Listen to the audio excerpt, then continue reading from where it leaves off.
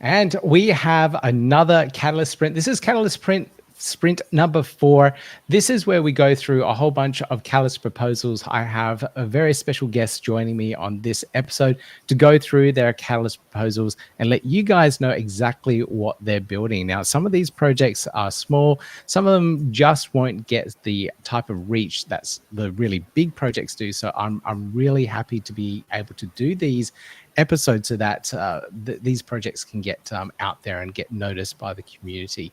And first off, I just need to do a sponsor announcement, and this is from Late Game Crypto, or Josh, his YouTube channel. He's got a special proposal that he's putting out in the community as well. And let me just pull this one up for you all.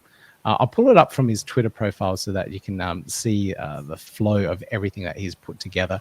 So he's established the issue around content creation and having that global accessibility in regards to reach of language.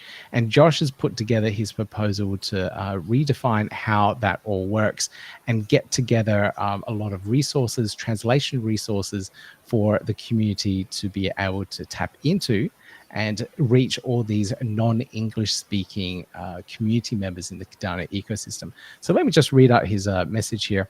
The aim of the proposal submitted by Late Game Crypto is to unlock accessibility of the Cardano-based video content to non-English speaking crypto users. Out of the 20 countries with the most crypto users, 16 are predominantly non-English speaking. Approval of this proposal would allow the Cardano ecosystem to get a competitive edge on other blockchain ecosystems by equipping the Cardano content creators with refined use of AI tools and inexpensive translation solutions. So I absolutely love this. I do look at my YouTube stats myself, and I do know that there is a lot of users on my channel, lots of viewers on my channel that are engaged from different languages and watch the show in the automated captions translated. So having really good translations and captions and everything around for the videos, I think is going to make a big impact for a lot of people in the Cardano ecosystem, in the non-English speaking Cardano ecosystem. So with the sponsor announcement out of the way, Josh, I really appreciate the sponsorship, and good luck with the proposal as well. Links for anyone that's interested in the show notes. Now, with that out of the way, we have our first guest here. This is Hieu Tran, and she is putting together something that I am really passionate about. And this is all on the physical and the mental health side of things, and looking after yourself, especially in the crypto space when times are a little bit tough in a bear market as well. You got to look after your mental health. So this is the Cardano proposal. Cardano ecosystem, get a physical and mental healthier with yoga.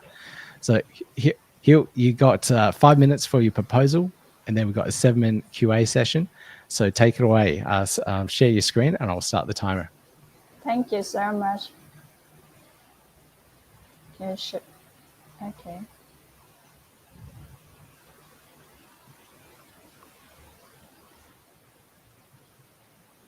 Thank you so much, Peter.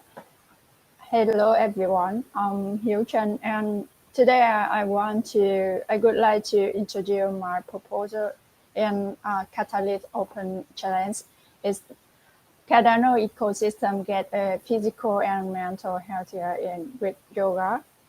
You know that nowadays blockchain is very popular, but in Vietnamese yoga community, they still don't know yet about the application of yoga, application of blockchain, also of Cardano ecosystem in real life.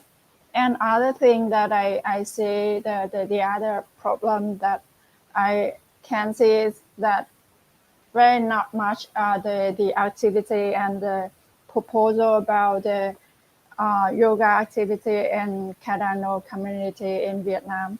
That's why my proposal is M2. And I have some solution about that is I will share the blockchain knowledge for the Vietnamese yoga community, like the practitioner, the studio owner, the yoga product producer. Also, I want to by that proposal, I want to connect with other deaf, other people. They concerned about the health and physical and mental health to build the app or app in Cardano ecosystem in the future.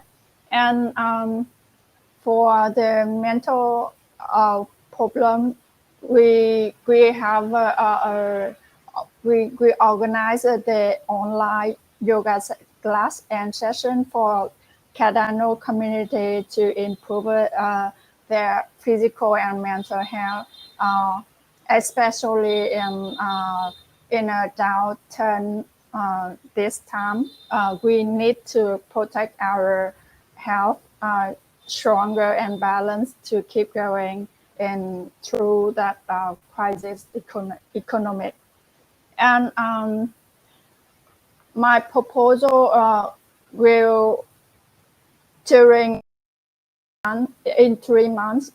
Each month we have one podcast and one yoga session online and one session sharing about the blockchain knowledge and the application, blockchain application in real life for Vietnamese yoga community.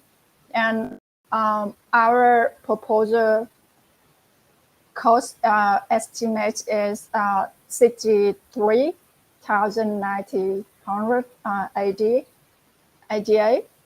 And thank you so much for your time to listening, and it's time to question Q&A. Okay. Yes, it is. Yeah. You should be able to stop your screen share there.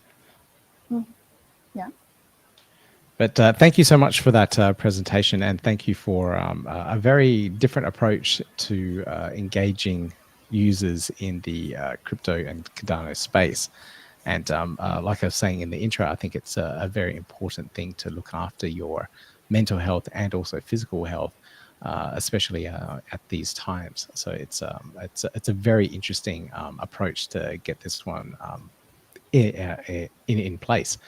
Now, for all of the most interesting thing I'm interested in, I think will have the biggest impact is some of the video, online video yoga class. How is that going to be run, and how are you going to reach people in the Cardano ecosystem to join this yoga class? Oh, I have some. I joined in some community, Vietnamese community, and also in Cardano ecosystem community. And we have some announcement and for them to know about our activity, and they can register our activity also. Both in Cardano ecosystem community in Vietnam, also as well in all around the world too. We can translate the into languages is Vietnamese and English during the online yoga session. Yeah. Yeah, I did notice. I did go through all of your podcasts and everything else, your Facebook page and all that, and it's all in Vietnamese. So I'm guessing to align yourself with majority of the community, you may need to translate a lot of that to make that possible. And it ties into Josh's Catalyst proposal about language translations, which might actually be a really good thing for a lot of us. Yeah, thank you. Sometimes it depends on the topic. I will invite the guest is English speaking or maybe Vietnamese speaking. It depends on the topic, and for the for that proposal, maybe I invite some influence in the community. maybe English speaking to rising and to improve in the mental health to the community in that time. Okay. Now, my other question was around where you're having the actual yoga classes, the physical center. So I'm assuming this is already set up. This is your yoga classes that you're already doing. Okay. And then how much interest is there in those yoga classes to want to know and understand about blockchain technology? Please say again. Sorry. I'm just wondering, essentially, like you want to teach people about blockchain technology, but are these people even interested in blockchain?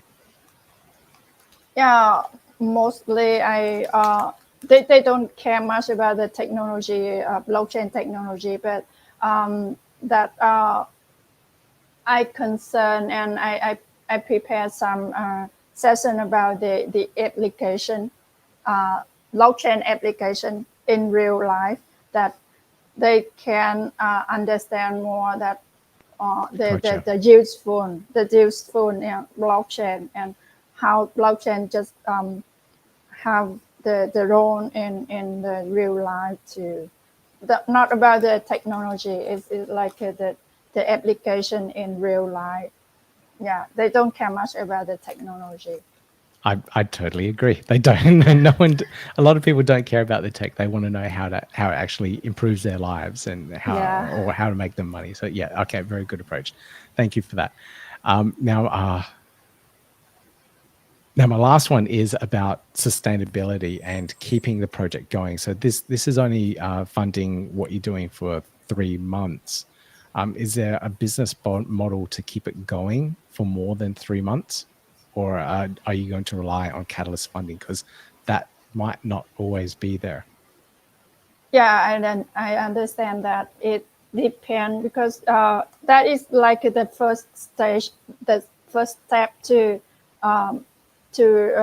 enter in Catalyst because my aim is focus on building an app about the physical and mental health for the community, and that proposal is like I want to connect with other in our community and both like connect to the Cardano and blockchain to the yoga Vietnamese yoga community, and other thing that I want to both community connect together to build an app for health and mental and physical health too. Okay, understood. All right. That brings us up to time for your QA session as well. Let me just check the live. Okay, the live stream's a little quiet at the moment, so that's okay. So we don't have any questions to the live screen, but thank you so much for joining me on the episode and taking us through the Catalyst proposal. I'll put the links for the Catalyst proposal in the show notes as well. So if anyone's interested in finding out a little bit more, they can. Thank you very much. Thank you so much. Thank you. Have a good day. Thank you. I will leave the room, right? Yep. Okay. Cool. Thank you so much. Yeah, okay. Bye-bye.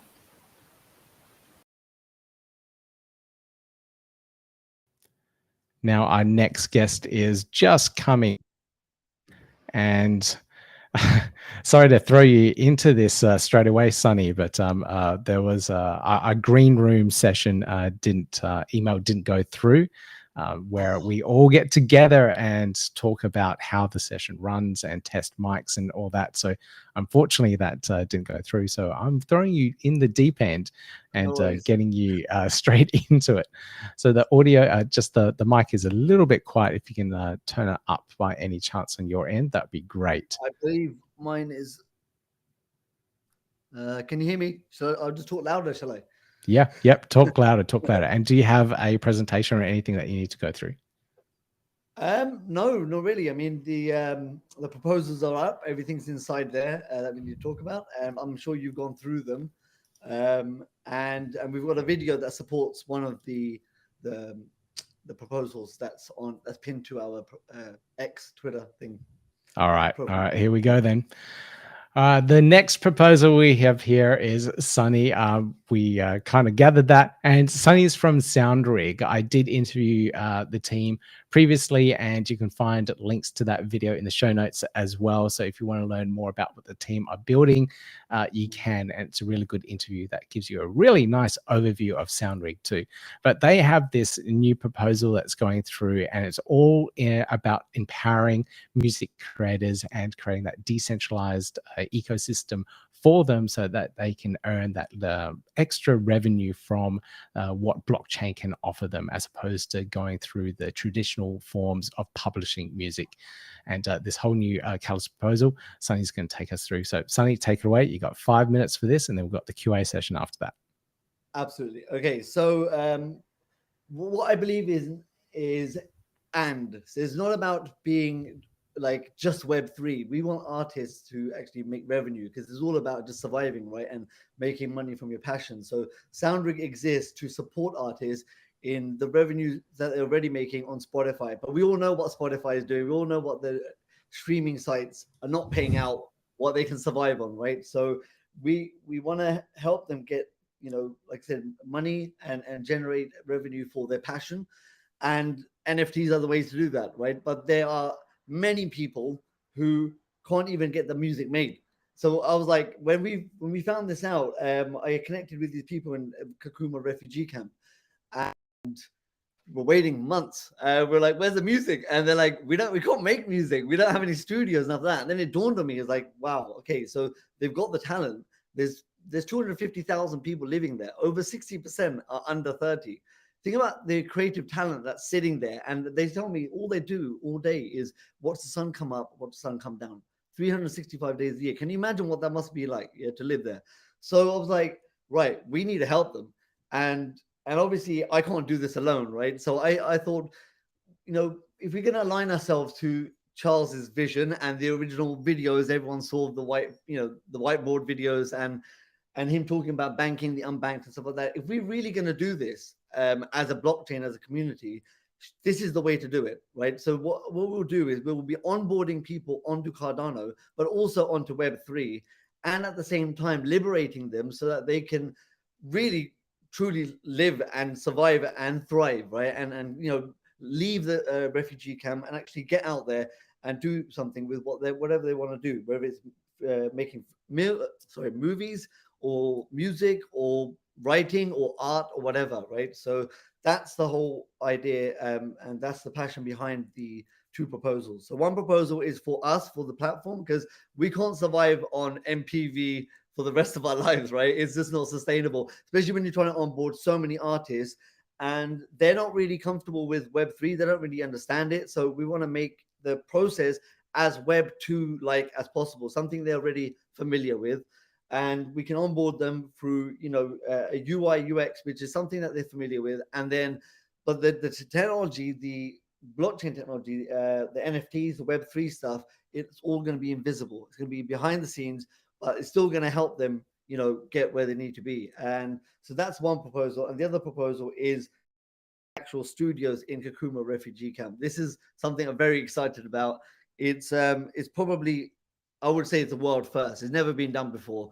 And it's all aligned with our project Simba, which is social impact through business alliances, right? And the idea is that different projects in real life and on Web3 get together, donate their time, their energy, and whatever they can do to make these social impact projects happen and come to life. So the first one is going to be Kakuma refugee camp, and we've aligned with Sustainable ADA. They're going to be doing all the the checks, basically. So the checks and balances to make sure the money is being done. They're going to report on the impact being made and everything like that. So just like they're doing with their yearly report, right? So they'll report on everything that we're doing over there. NFT rescue, which will help us to I don't know project or if you're familiar with it, but so yeah, anyone who donates large amounts of money can get their tax refunds through NFT rescue, and also admin. So Mike Lerman's project, obviously he's doing IP protection and generation on Web3. So these people in the Kakuma refugee camp, they don't know anything about IP. They don't know how to protect themselves or anything like that. So we'll have Mike's project right from the start, helping them to protect their IP and the music that they create. So the idea is to create a self-sustaining music studio in the camp, where it'll be free for life for them, and all the music artists that create and launch music on Web 2 and Web 3 through SoundRig will be, obviously they'll make their revenue, but 10% of their revenue will go back into running the studio. And so that's how it's going to be a self-sustaining system. Sorry, let me just get some water, a bit dry over here. That's pretty good. You hit the 5-minute mark with that presentation anyway, so you're a couple of seconds off. So that's brilliantly done. So thank you so much for that, Sonny. This is a majorly socially impactful proposal. It's in terms of the sustainability, social impact rating. It's extremely high. So I think this is a really good one to get behind, just to be able to help those people. And this is a really interesting issue that you discovered. People can't even produce music, of course. They're Exactly. brilliant musicians or whatever, but they can't have it recorded and Mhm. published to put out there. How did you get into contact with this community? I was doing social impact work elsewhere anyway, and there's a brilliant charity called Step Up One. You can check them out on LinkedIn and the web. And I was creating a pitch deck for them, and we were doing some work, like consultancy work for them, let's say.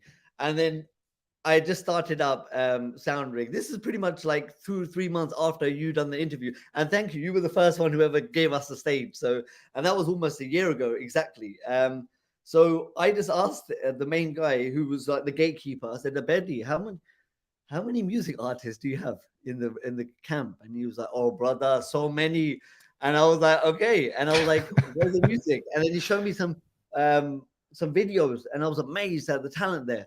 And what happened was, and it's a funny, not funny story really, but somebody had managed to get loads of camera from here, laptop from there, and stuff donated to them. And he started making music videos for these artists, right? But he started charging them. He made a business out of it. And he made so much money that he was able to leave the refugee camp. So they had this like Wow. golden period for 4 years, right? And he went to Nairobi and started making music videos for other artists.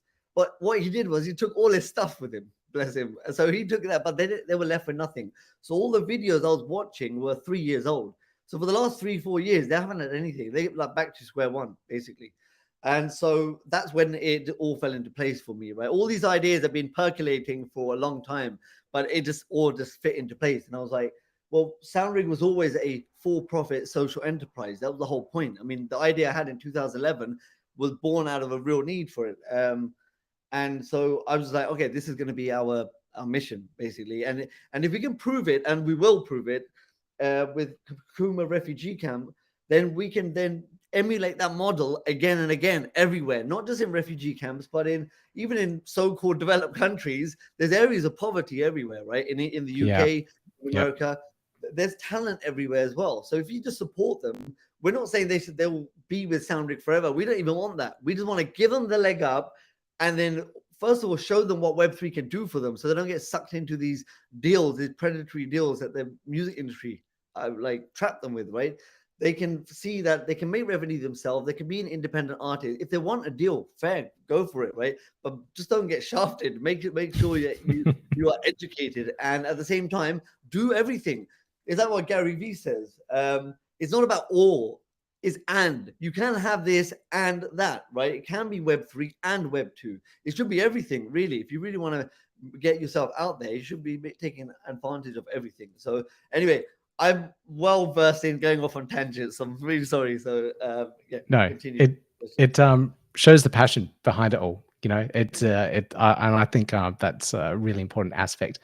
You want passionate founders. You want passionate people working behind the project. You don't want someone that's just, here's a great idea. I think I can make some money out of this.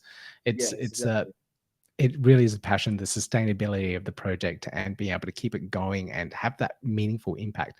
I think is a brilliant way to align Cardano's vision with what you're building and creating there. So I just got to get these questions in before we run out of time. And it's how much are you asking for these, and the timeline of delivery for them? Absolutely. So, like I said, we're still on MVP since last year, right? So we really need to get this development up and running. And I wanted to be fair. And there's also a little bit of a change in what's happened. So in the one for the dApps, sorry, integration, right? We went for 450,000. That's around what we need, about $150,000, right, to get this to MVP to where it needs to be, which is an app that's in the hands of the music artist.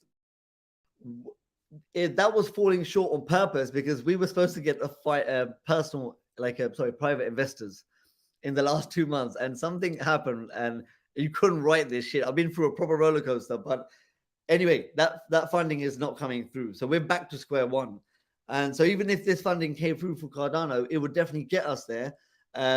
Let's say we've got 3 phases. It's all in the proposal, right? So it will definitely get us phase 1 and 2 done, which is multi-chain minting, but it won't get the app complete. But it doesn't matter because it means that we can get the artists onboarding, by themselves rather than having to do it personally, manually. That is a 6-month project, and that's, like I said, 450,000 ADA, sorry. And the Kakuma refugee camp one, well, last year they had the Africa Cardano for Africa thing, right? And we didn't get it. And this year, so that would have been a perfect one because we could have been able to show. And the money was last year was a lot more that was available. So 75,000 is what we went for, and that's we want to do it for the whole year. So the idea is that we get enough money to build the studio and pay for their salaries for the first year, so there's no pressure on the system, right, on the artist to quickly start making money and so we can, if we can sustain the studio for a year minimum and build it out. Oh yeah, of course I forgot. I'm sorry, King Mizo from Color the Blockchain. This guy's amazing. He's also got a proposal as well, which is connected with this. He's going to go to Kenya. I will meet him there with his wife because his wife's a filmmaker. And they're going to, he's a producer, right? So he knows music production. He's also a rapper. So he's going to go there. We're going to build a studio. He's going to teach them how to make the music. And he's going to be their first collaboration outside artist. He's going to make an album with them, which we will launch on studio as to kick them off. And that's amazing. And his wife is going to document everything and then put it on. So about the tunes, right? Our concept is multimedia music experiences. So the idea is that all the behind the scenes and the video, that will be all included as well. So yeah, that's hopefully answered your questions. Brilliant, Sonny. That brings up the end of the QA session as well. So thank you so much for joining me on the episode and taking us through everything there. Now, for anyone that is watching and wants to learn a little bit more about what Sonny is doing at SoundRig, I'll put links in the show notes after this our live session. You can check out the Catalyst proposals and also check out the MVP of SoundRig as well. All online there for you guys to check out. And Sonny, thank you so much for joining me again. Thank you so much. I'll see you soon. Bye-bye. Thanks. Bye.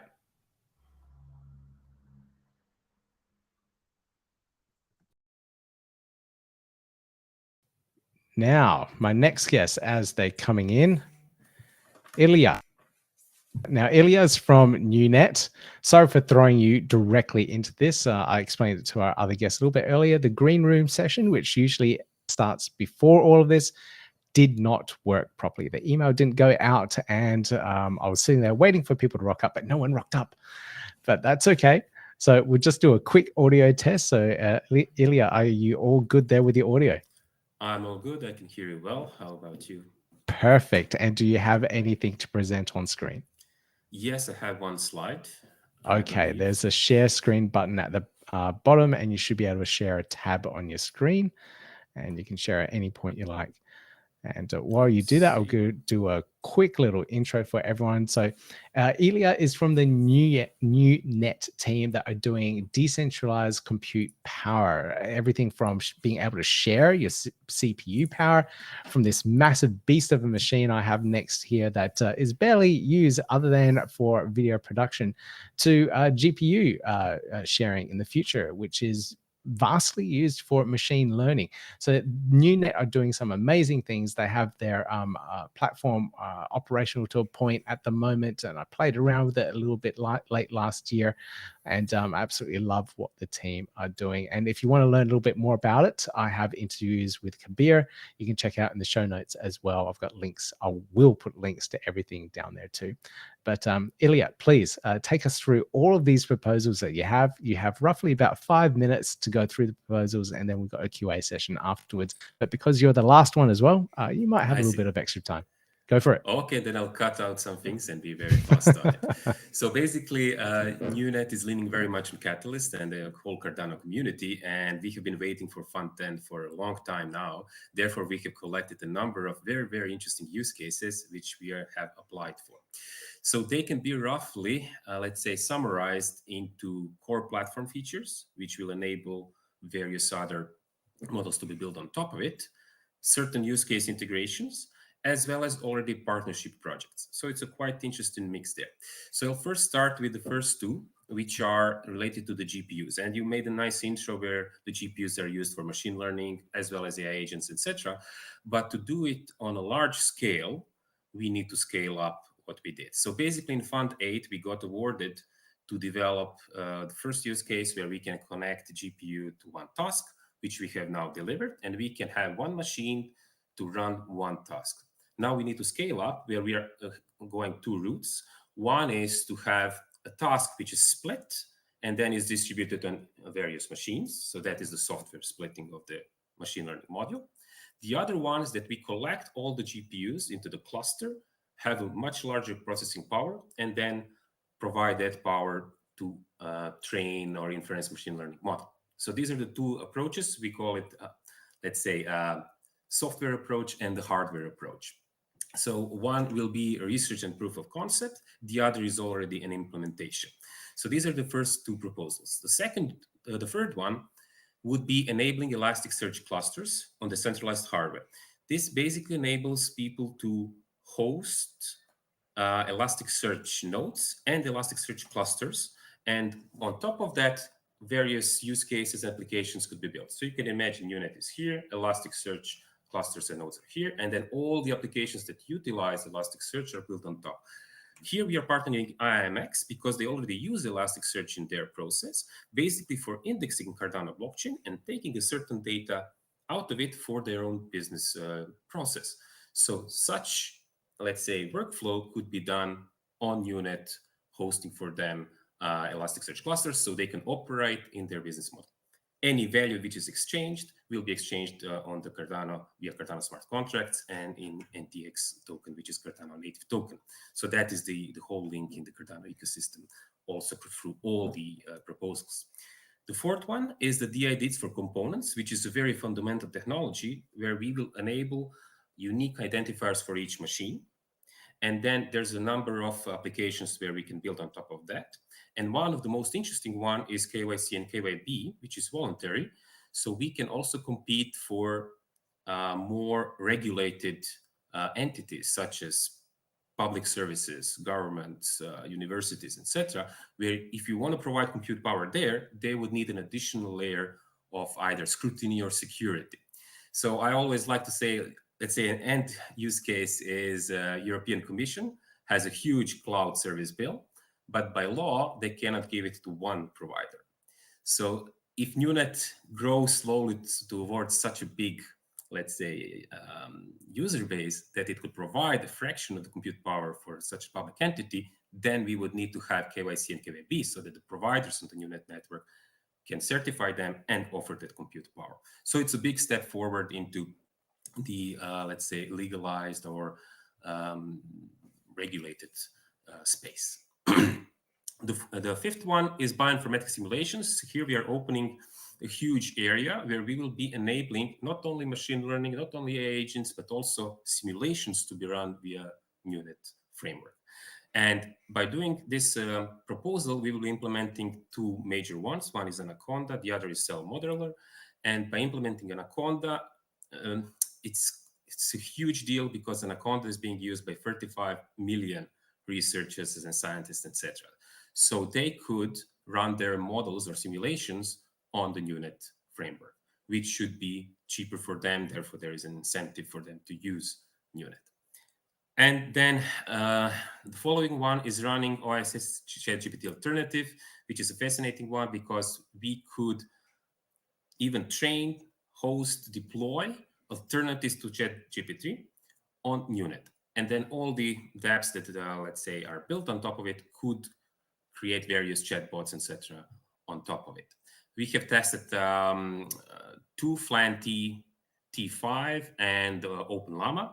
And these two integrations are part of this proposal.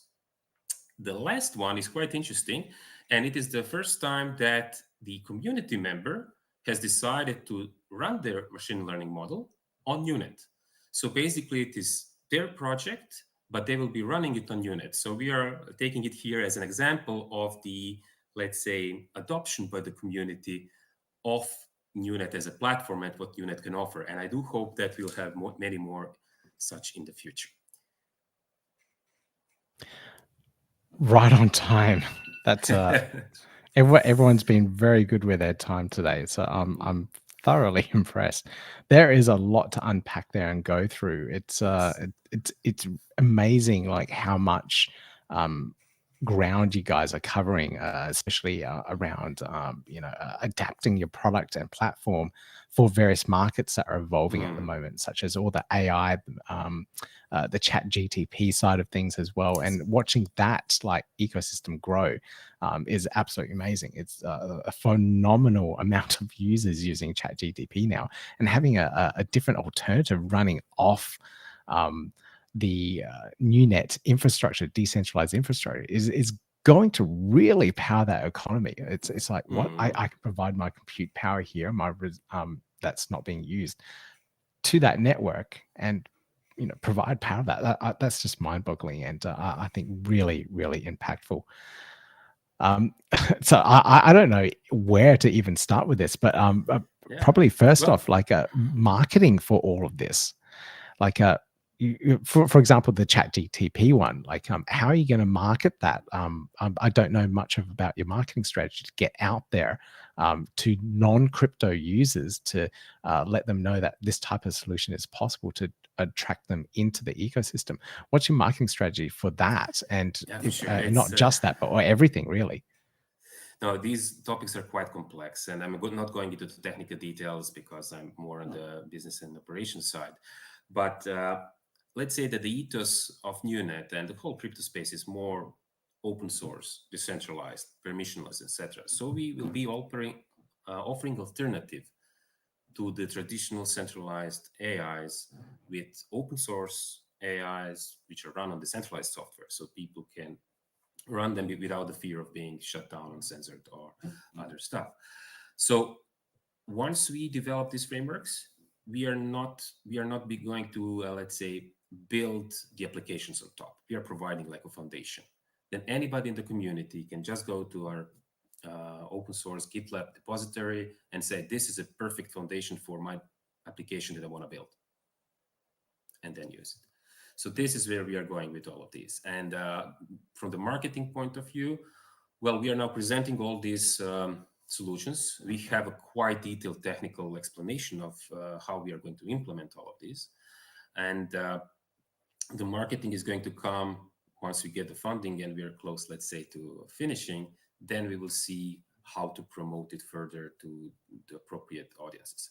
We do, however, already have around 2,000 active people in the Discord, which are purely technically oriented.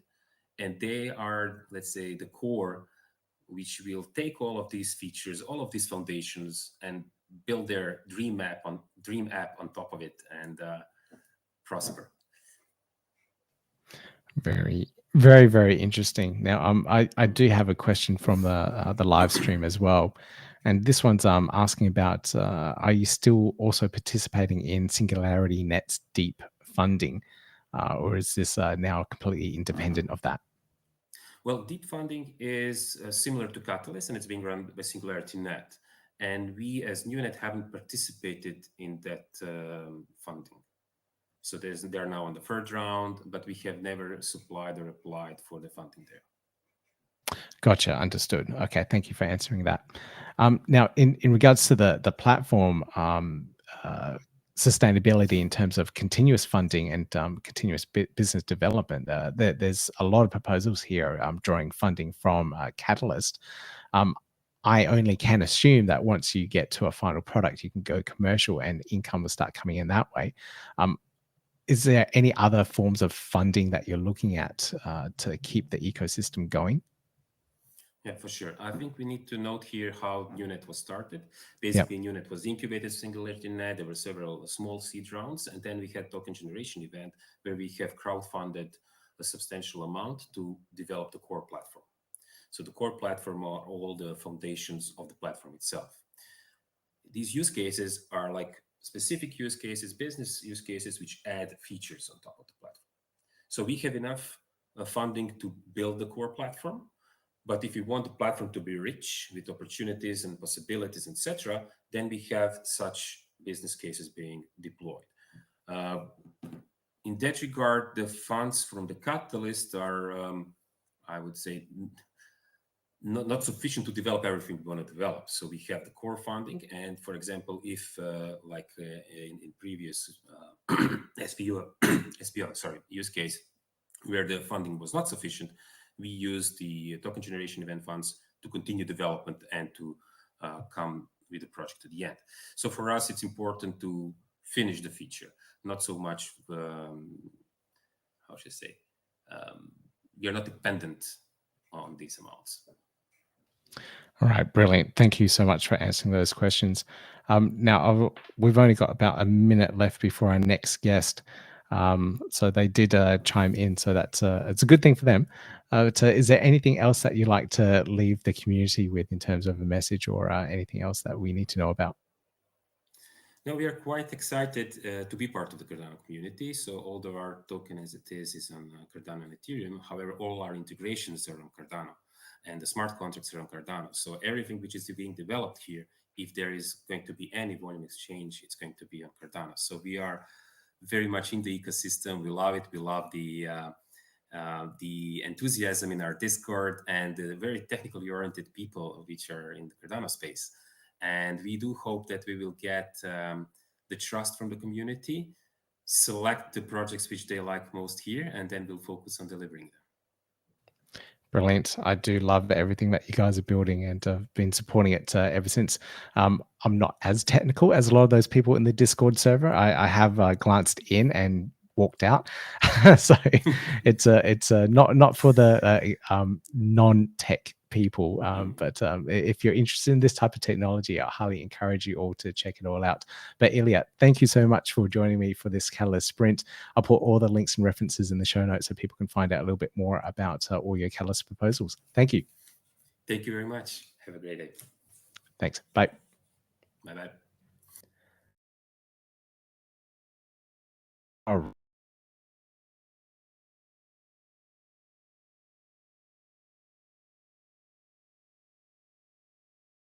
And I have to go through the general process of saying what on earth has happened. So hopefully Alex is still online over there. Hey, Peter, how you doing? Hey, Alex. Good to have you back on the podcast again. A lot of returning people on this one.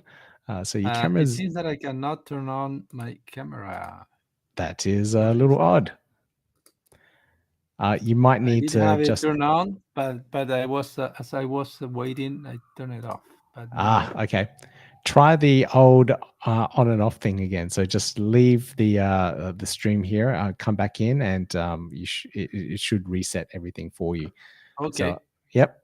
Go ahead. I'll do an intro while you're doing that. Okay.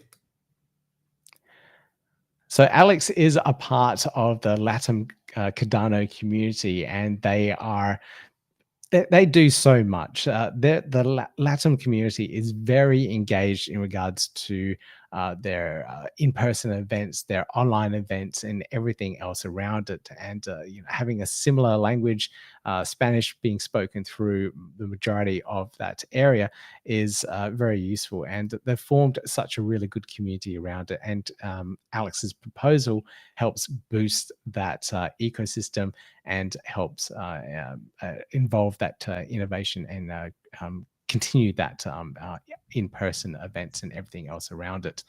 Now, Alex is also part of the Token Allies, co-founder Token Allies, which is an interview I did just yesterday. So if you're interested in learning about decentralized VC funding, I'll put links to that in the show notes as well, so you can find out about what the team are doing there. I think it's an absolutely brilliant project, and we do like the more community-based funding within the Cardano ecosystem, such as Project Catalyst.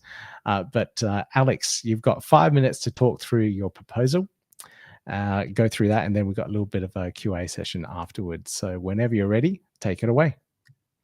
That's awesome, Peter. Thanks for having us and for this amazing space.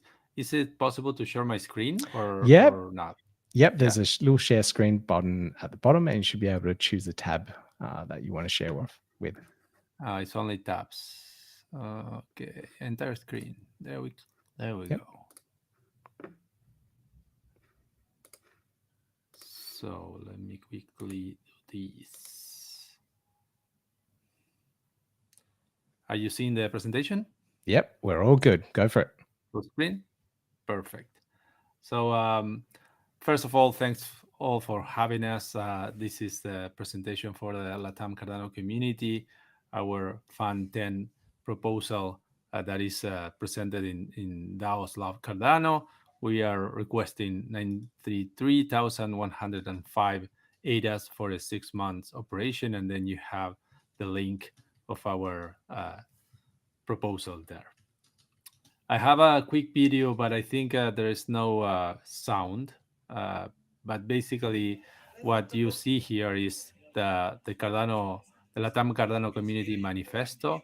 We created our purpose in a collaborative way with the whole community, and basically, we are a decentralized alliance that seeks to facilitate and articulate the Latam talent, passion, and heart to the world and for the world to Latam, and create these bridges in order for the huge Cardano opportunity to be enabled in Latam, and also for the Latam people to be able to add it to the world. During our journey for these last almost 2 years of operations since November 2021, we have performed 61 town halls. We have more than 50 guest speakers from all over the world, not only from Latam. We have 77 persons maximum in our town halls, with thousands of people attending them through these months. We have different type of breakout rooms as well there in that space that is worth mentioning, that is held in Spanish and Portuguese in order to lower the adoption barriers for the community. We have performed 3 ADAOZ, and we are about to perform in the 4th for Fund 10 this next week. Also, we did 13 Twitter Spaces, which we are kind of testing as a new space for reaching out other type of people in the community that are not able to attend or don't will to attend our town halls. And in those ADAOZ that we have had, we were able to help different proposers with more than 120 proposals presented in them in their own native languages, and that is something that we are very proud of, because it's what create a unique value in the region, allowing people to address the global community in their own native language. Also, we have very proud on our contribution for the SIP 1694 initiative. We have created, as soon as we hear about the the decentralized governance initiative in Cardano. We took it seriously and personally, and we made 12 different workshops across the region. You see them, all the cities that were there, and a 13th one that was a Pan-Latin American community workshop with 11 representatives from the whole region that created a document that we shared in English with the rest of the world. And that document were presented at Edinburgh, and we were able to collaborate our passion around culture with unique proposals such as the MVC. That was a concept that came out of this workshop in Uruguay, the minimum viable constitution, and also the protection of the treasury in a way that makes sense for these first steps that we are doing as a decentralized governance community. So basically here, what we want to ask you is to support us together, you and us, with your vote in our catalyst proposal. We'll be able to keep ongoing these operations for many more time and create this unique impact that we can do together as a diverse, inclusive ecosystem. And we can guarantee, if you vote for us, we will give you back at least 10x from what you invest with us. So thanks, and we are open for questions. That's brilliant, Alex. You had 20 seconds left on my clock here, so it's perfect timing. All of our guests have a really good timing today, which is fantastic. Now, that was amazing. I had no idea that you had those community groups for the 1694 workshops all around the Latam community. And then I knew that some of you went to Edinburgh for the collaboration event, but I didn't know you had that much engagement through your community. Yeah, it was amazing. So that is absolutely amazing. And I really do want to see this continue and keep going.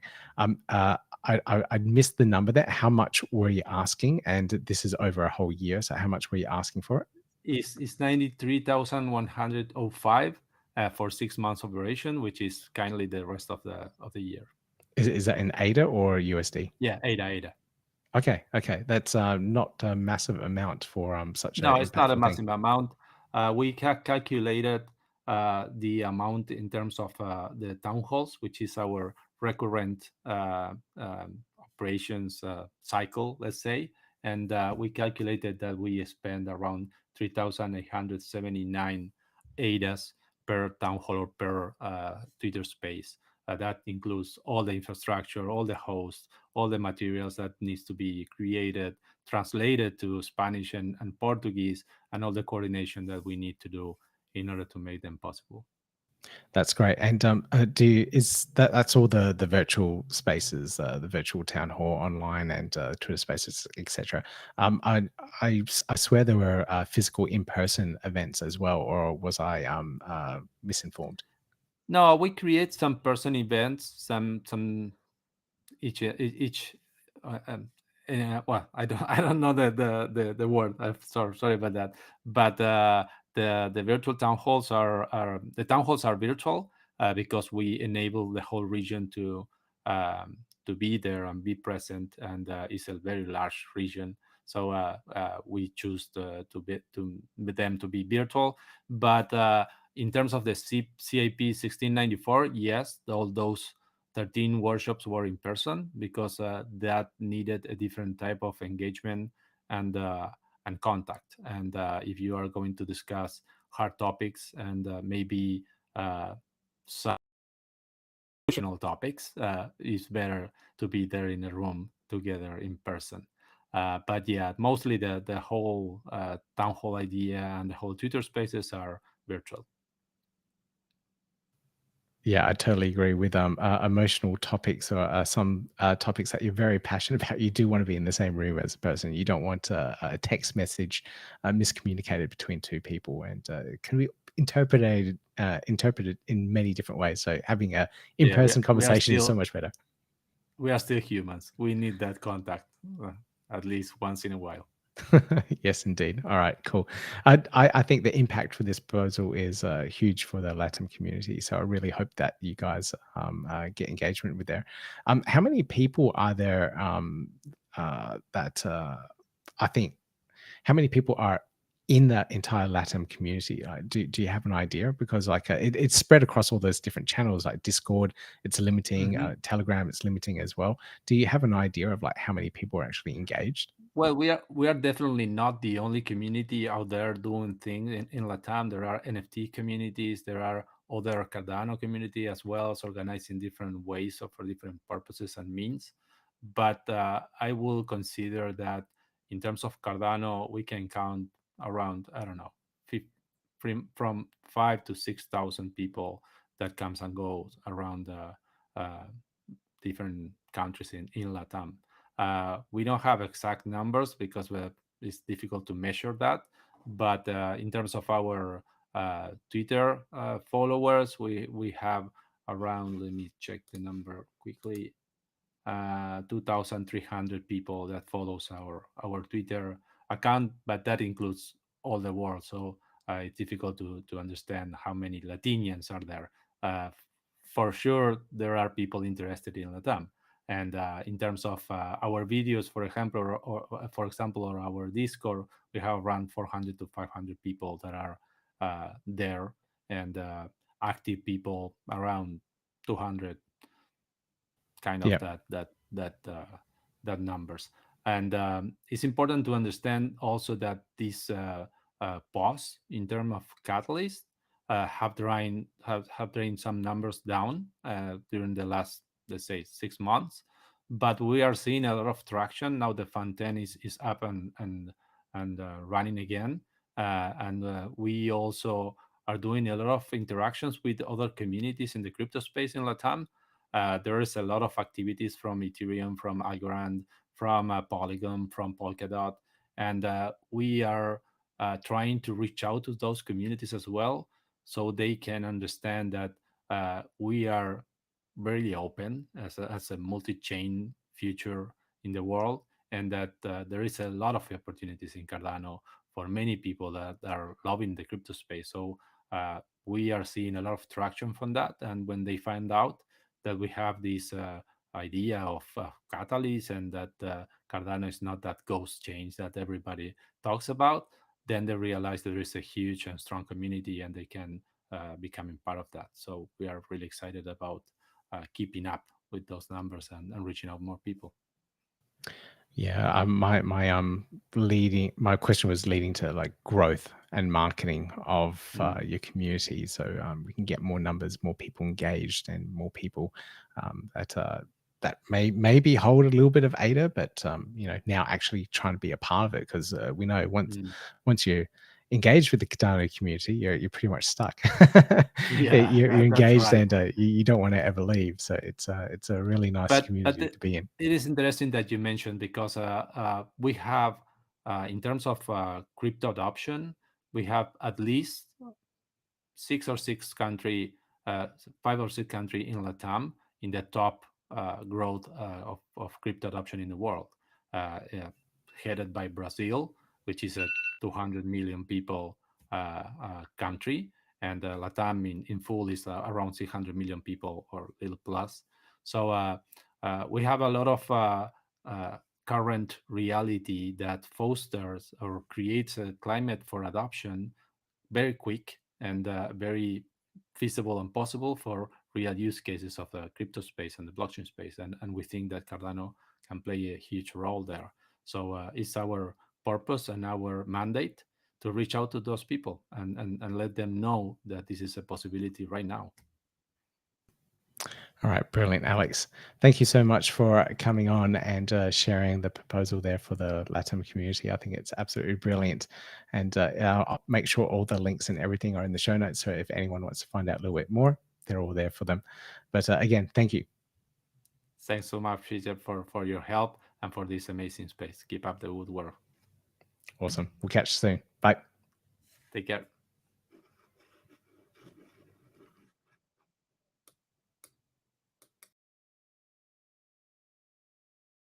All right, so that was my last guest for this Catalyst Sprint number 4. I do have to do a little bit of post-production work for Catalyst Sprint 3.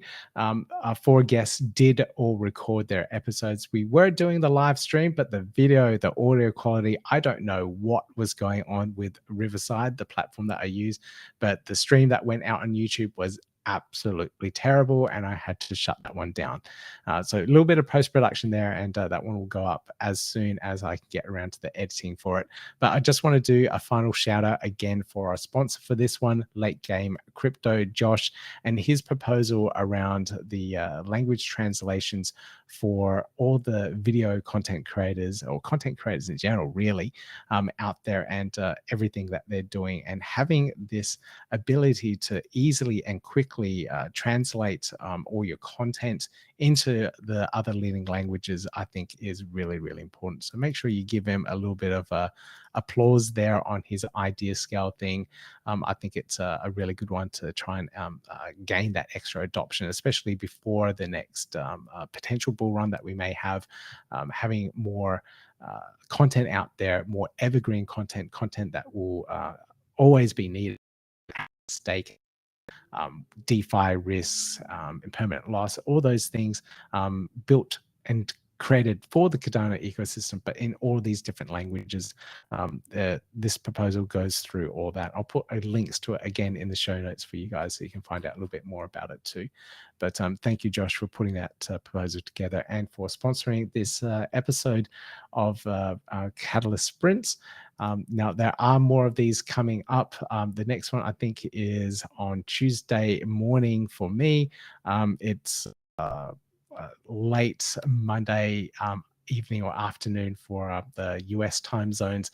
So try and work those ones out. I will put a tweet out in regards to it, and check my emails and make sure they're going out for the green room session, so everyone that is a part of the session is all prepared. But I'm very surprised that it all worked out, and everyone managed to come in, do their thing, and present quite nicely. I'd just like to thank everyone there on the live stream as well. It's awesome to have you guys and have those questions in. Let me just check here. Yeah, the views are strange, DJ Crypto. Sometimes I put out these videos, live streams, and 40, 50 people are in. It's all to do with the thumbnail, all to do with the title. If I don't get those right, people don't come in, don't click, don't view it. So it's all those little things. Plus, with the whole Catalyst thing, there's topics and proposals that people that they are interested in, and some that they aren't. So when you have a session that is broadly covered out there, they don't want to sit through it and listen for 45 minutes to only hear a 5-minute presentation of the proposal that they are interested in. So it's a hard one to hit, but once I get those chapters, and I probably will be splitting up the videos as well, it's a lot easier and it gets a lot more views. But that's just how it is. Studio Malacca. When a joint video with live stream with you and Josh, I don't know. We'll get around to it. So he did sponsor the video stream here. It was just $50 to sponsor one of these things, and I'll do a shout out for your Catalyst proposal. But we will get around to it. It's a part of our homework. So we had a live video call between all the Cardano content creators, talked about the issues, talked about our workflow, talked about how we can better improve things. And one of them was to collaborate with other YouTubers and have them on as guests. So people that are specialists in metaverses or specialists in trading, like have them on so that we can talk about those particular topics and drill down into them. Me, I'm not an expert in anything, so I get other people in so I can ask questions, so I can learn more and then share with you guys. So yes, it will happen.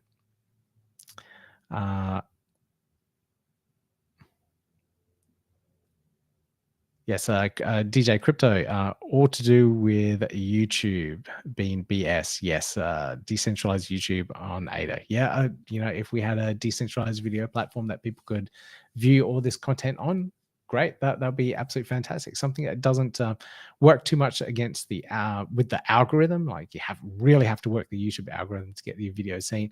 I just want to create content. Like, do I really have to work the algorithm? That's just really, really annoying. Thank you, DJ. So Malaka, yeah, thank you for the comment there. Yeah, we all do pretty good work in the Cardano ecosystem. I think I do believe our video quality and the way we present, the way topics that we talk about, and the non-shilling aspect, I think is good. It's a lot more integrity compared to some other ecosystems. So it's I think good for the Cardano ecosystem overall. But I think I'll wrap it up there, guys. It's getting a little bit late here. I've had a really early one today. I had a sparring session with my boxing early on. And when I wake up early to spar, I'm terrible. So I did get a black eye. Probably can't see it too well in this type of lighting. As a rather nasty uppercut when I was ducking and weaving punches. So it's... I'm surprised it doesn't hurt that much, but yeah, it's a very early start. I do need some rest. But thank you everyone for joining me on the live stream. Thank you for the questions. Thank you for all your comments as well. Like I said, always love engaging with people on the live stream. One thing that really helps with the live stream, hit that like button. Give me that thumbs up. That is the #1 way to get live stream videos out there and in front of people. If you hit the like on your way in, please always do that, because it will ensure that the live stream gets out there more. But I'll see you in the next video stream.